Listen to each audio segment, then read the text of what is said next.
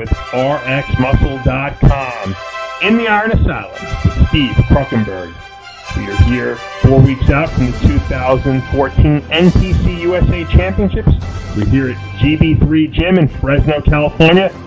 Welcome, Steve. Hey, how's it going? Steve, we just, I guess you could say, saw a very good qualifying event for you. You won your class. You kind of solidified the fact that you got what it takes to win your class at shows. Now you've decided to move up from the regional level, go up to the national level, skipping the junior nationals, go right to the USA Championships. Talk to me a little bit about how you got involved with the bodybuilding world, how you decided to start competing, and then take us right up to today's date. Well, I've always done sports all my life, so I had a pretty good base. And out of college, I picked up a job at a gym. There was a lot of bodybuilders that worked out there, and a couple of them were like, hey, you have pretty good genetics, and I was like, whatever. And then my boss at another gym that I worked at, he was an ex-bodybuilder, and I was like, I could do that. And so I asked him if he would do my diet, and he kind of shrugged me off.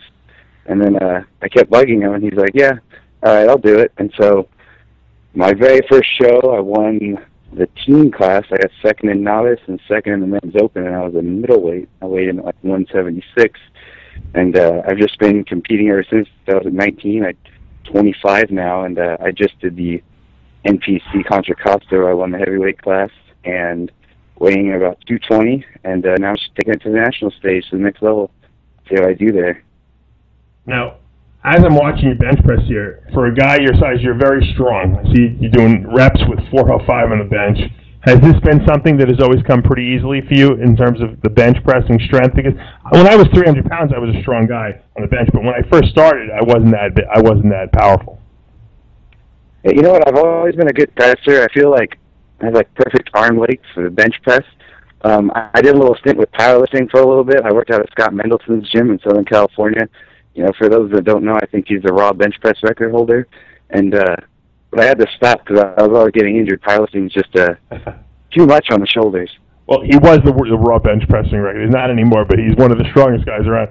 And I see you're bench pressing with 5 plates on each side. I mean, that's pretty impressive. Now you got the belt that says Kruck Monster. Where'd you get that Krucken Monster? Where'd you get that from? That nickname? Well, it's a nickname I was given by my friends when I was younger. Like play on words from the Cookie Monster, so I just go by the Kruckie Monster. Gotcha. Now, I mean, not many people get under 500 pounds or close to 500 pounds on the bench, especially when they're pre-contest. You must feel pretty secure in being able to push this kind of weight. Yeah, I mean, in the off season, I'll hit 500 for 6 to 8 reps, you know. And that spotter, that was the first time he was probably ever spotting me. So he's a friend of mine, and I couldn't find anyone to spot me that day, so he was just the only one around. So I do feel pretty comfortable. Obviously, as I get closer, I'm going to back it off and probably I won't play with more than 4 plates. Right. But, yeah, I do like to go heavy. It's something I enjoy. When you bench at various gyms, do people stop and watch? Because I know that, I mean, you don't see many people putting 5 plates on the bench press. You might see it on a squat. You certainly don't see it that often on a flat bench press. Yeah, one time I was at a gym, and I hit 5 plates for, I think, 6 reps. And this guy put down his weight, and he's like, you know what? I quit. And he walked right out of the gym. Now, I will say one thing to you as your coach. You have an amazing ability to suffer. You almost enjoy suffering, which is a very good quality to have as a bodybuilder because it enables you to get into terrific shape, and I think that's why your conditioning was so amazing at the last show. Is this something that you're able to do, or do you just want this so badly that you're willing to endure any pain necessary? Yeah, I think it's that. I think I really want it, and I have a good support system around me. So, I have these friends that they're just crazy. I work out with a lot of guys that like to go heavy, obviously not necessarily always bodybuilders, and, they're not going to cut me any slack just because I'm dieting or I don't have any carbs. And, my past coaches, they've always been like, I love working with Steven because if I tell him to eat dog poop, he'll eat dog poop because he wants to win. So I have no problem doing whatever you tell me to do. If it's no carbs for the rest of the contest prep, I would do it. And the funny thing is you have a pretty good metabolism. I mean, it got stuck a little bit, but, you really weren't having to suffer too crazy bad. Is it difficult, do you find, because everyone gives me a different answer. I always found it very difficult. Is it difficult to do a show and then, 6 weeks later do another show? Because you have a pretty big gap between the Contra Costa and the USA, which is coming up at the end of July. Yeah, I think it was the day of the Contra Costa was exactly 11 weeks out from the USA. Oh, was that much? I didn't realize it was even that much. Yeah, a lot of people are like, how can you keep dieting? Because I think we started in February. Yeah. And I'm really big on adrenal health, so I take a lot of adrenal support supplements. Because, if your adrenals are shot, you just can't keep going. And so I feel good. I feel prepared. I haven't really hit a wall.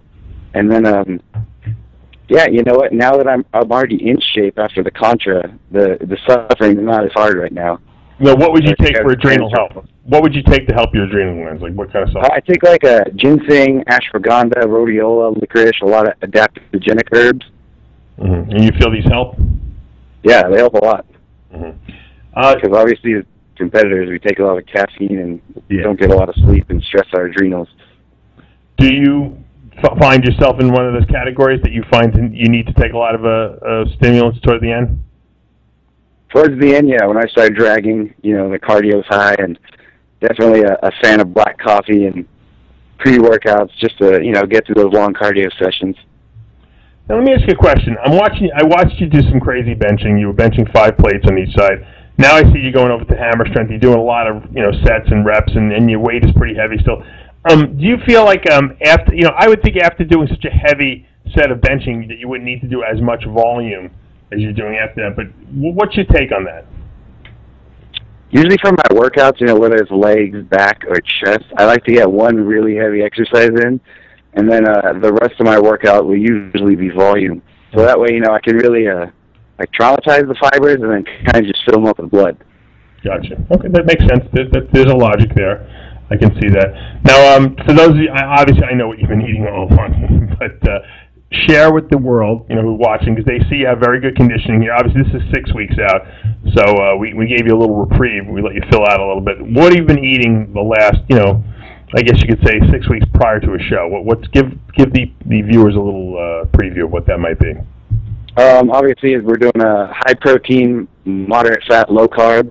Obviously, we don't go full keto. We still have carbs in there. A lot of omega-3 eggs, ground turkey, salmon, nuts, peanut butters, almond butters. I've actually thrown in some bison because I really like bison and it's lean. And, a lot of white rice, too. So, it's actually, I really enjoy the diet. It's probably one of the easier ones for me.